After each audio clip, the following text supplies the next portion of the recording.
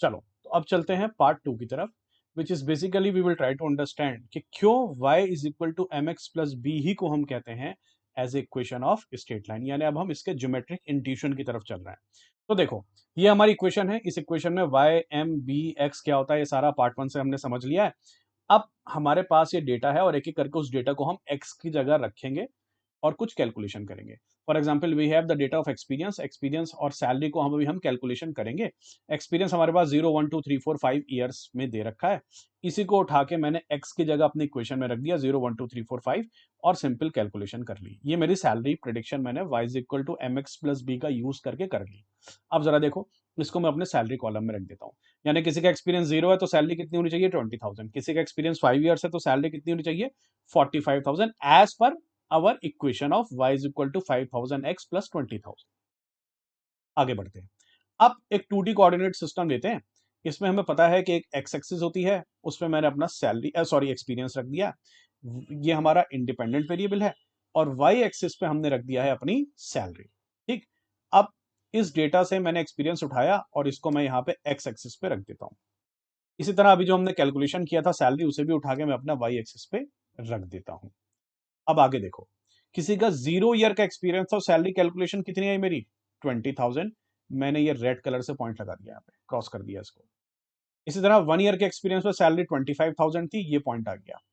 Similarly 2 years पे 30,000, 3 पे 35,000 और 4 पे कितना था आपका 40,000, 5 पे कितना था 45,000। ये मेरा आ गया, कैलकुलेशन था। मैंने सिर्फ उसे प्लॉट कर दिया एक 2D कोऑर्डिनेट सिस्टम पे, जैसे स्कूल में ग्राफ पेपर पे हम किया करते थे। अब मैथमेटिक्स ने क्या किया है कि जब इन सारे पॉइंट्स को अगर आप एक स्केल लेके मिलाने की कोशिश करो तो ये सब के सब एक स्ट्रेट लाइन पे आते हैं। और इसीलिए हम क्या कहते हैं कि y is equal to M x plus b is also known as equation of straight line.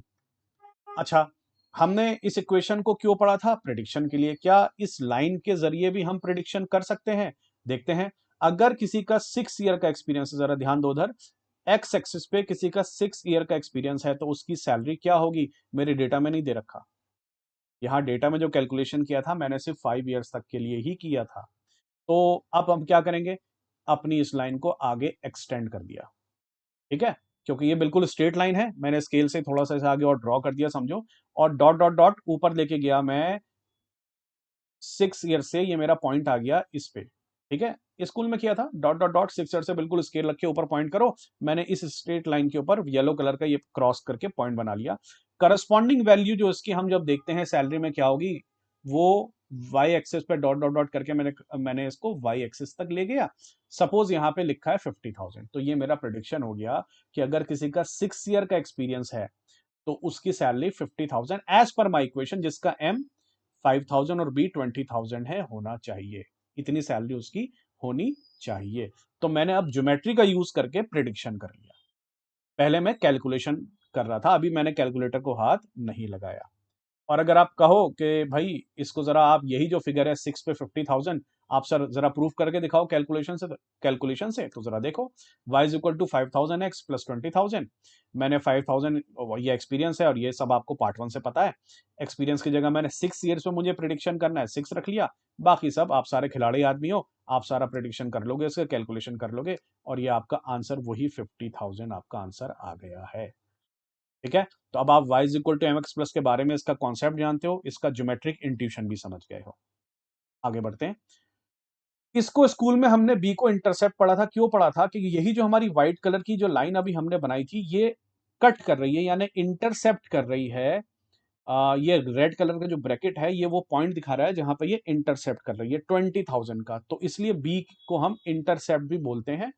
और ये 20,000 इसकी वैल्यू इंटरसेप्ट इसलिए आई थी, जो मैंने कहा था ये बेस लाइन है। ठीक है, इसे इंटरसेप्ट बोलते हैं।